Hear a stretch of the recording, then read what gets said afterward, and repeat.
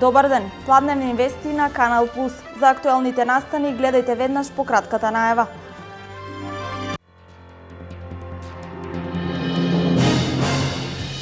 Неделава стартува пријавувањето за упис на факултетите на државните универзитети кои ги отворат вратите за околу 30.000 нови студенти.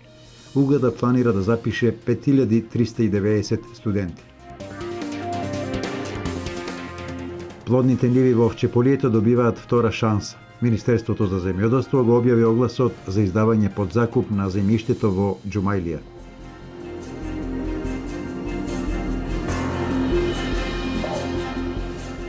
Жителите на Кочани може да се вклучат во урбанистичкото креирање на градот. Општината со јавен повик до правните лица и граѓаните да достават иницијативи.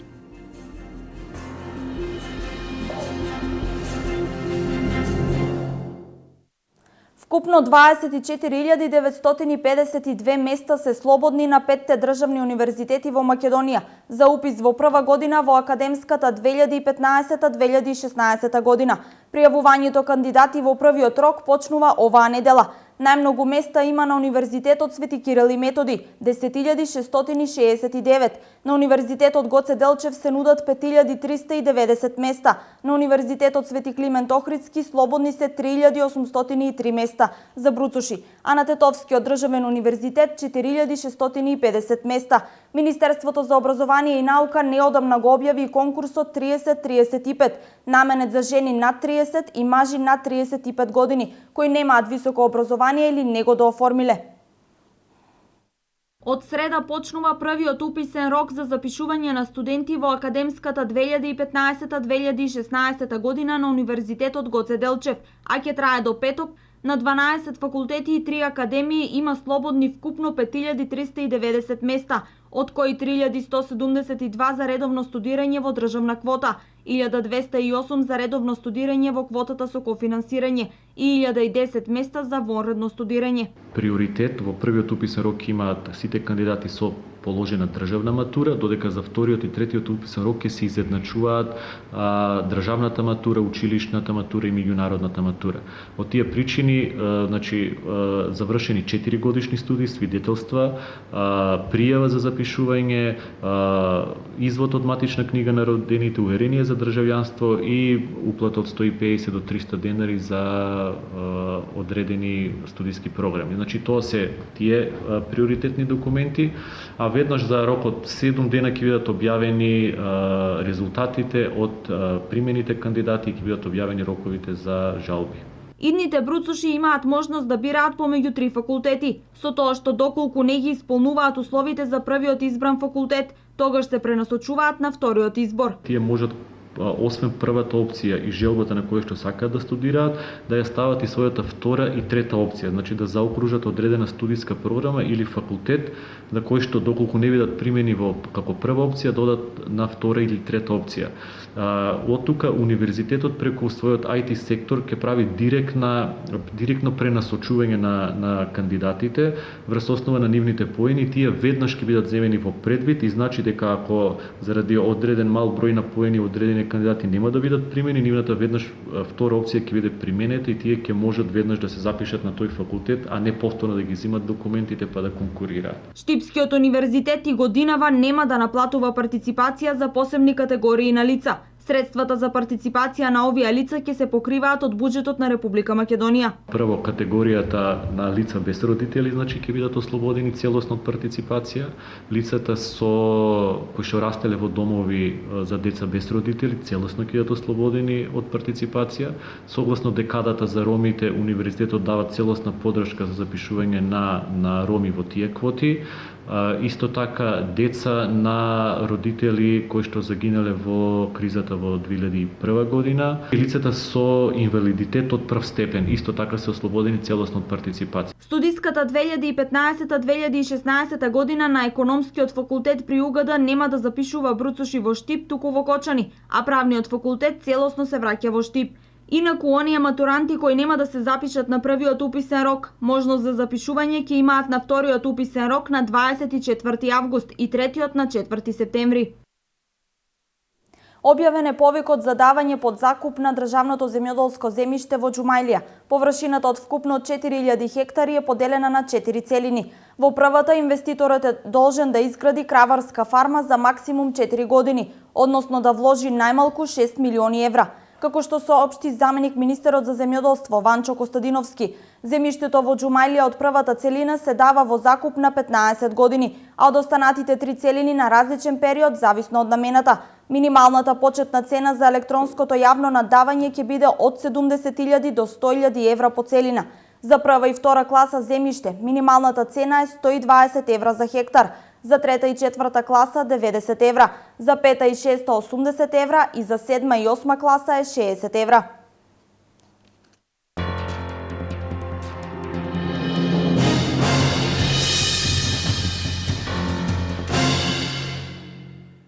Граѓаните на Кочани ќе можат да се вклучат во креирањето на урбанистичкото уредување на локациите за кои имаат идеи како да изгледаат во иднина.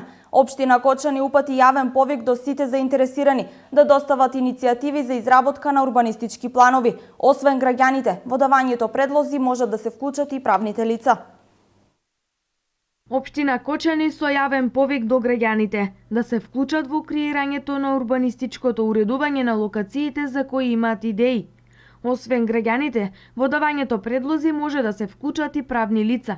Секое заинтересирано лице може да достави иницијатива за изработка на детален урбанистички план за село и за локалитет надвор од населено место. Заинтересираните постапката може да направат преку информацијскиот систем урбанизам или во писмена форма преку архивата на Кочанската локална самоуправа. Додека иницијативата биде прифатена од страна на физичко или правно лице, тогаш средствата за потребната документација истите треба да ги обезбедат. Поднесувањето на граѓански иницијативи за урбанистички план започна од минатата недела, а ќе трае до 7 септември. Ноќеска во периодот од 1 до 3 часот екипи од Центарот за јавно здравје ќе ја спроведат првата фаза од теристичката дезинсекција против комарци. Со дезинсекцијата ќе бидат опфатени зелените површини во општината, подрачјата по течението на реки и водотеци, подрачјата околу каналниот систем на територијата на општина Берово, локалитети со застојни водени површини во повеќе урбани населби и локалитети.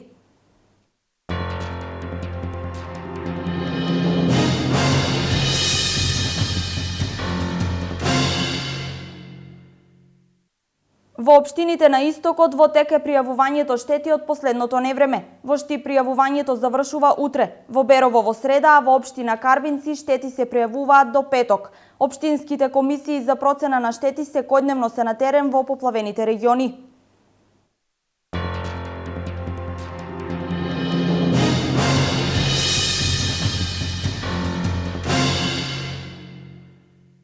Наплатата на данокот од физичките и правни лица во општина Кочани се одвива според утврдената динамика. Од секторот за финансиски работи на општина Кочани истакнуваат дека наплатата на данокот на промет на недвижности е реализиран со 73%. Наплатата на данок од физичките и правни лица во Кочани во првото полугодие годинава е реализирана до 73%. Наплатата на данокот на имот од физички лица е реализиран со 61%. Кај данокот на имот од правни лица од планираните 3.500.000 денари се реализирани 1.616.000 денари или 46%. Кај данокот на наследство и подароци наплатата изнесува 52%. Најголема наплата има кај данокот на промет на недвижности 73%. Овде од планираните 13.200.000 денари наплатени се 9.660.000 денари. Наплатата на комуналната такса и фирмарината во општина Кочани е реализирана со 46%.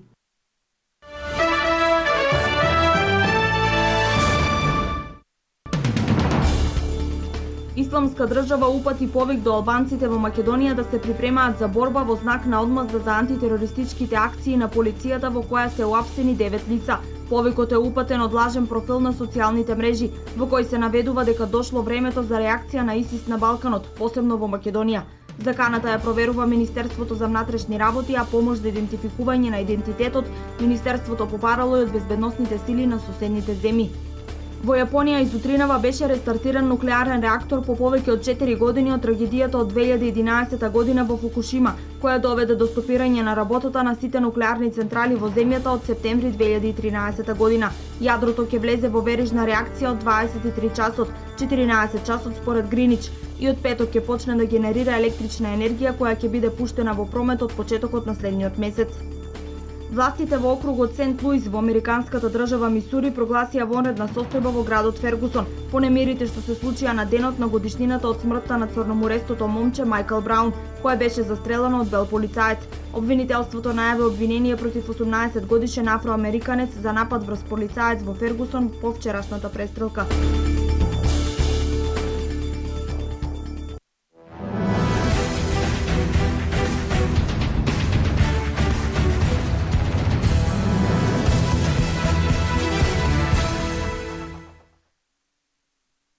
Вчера се одигра последниот надпревар од првото коло во првата македонска фудбалска лига. Комплетирано е првото коло од македонската прва лига, откако вчера на градскиот стадион во Штип Брегалница со 1:0 го совлада Работнички со погодок во последните минути од надпреварот.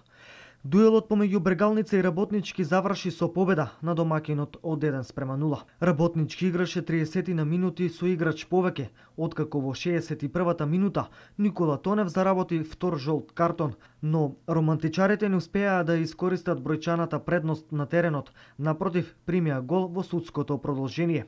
Пред самиот свиреш на судијата, Митрев постигна гол за голема радост на Брегалница и победа од 1:0 над фаворитот.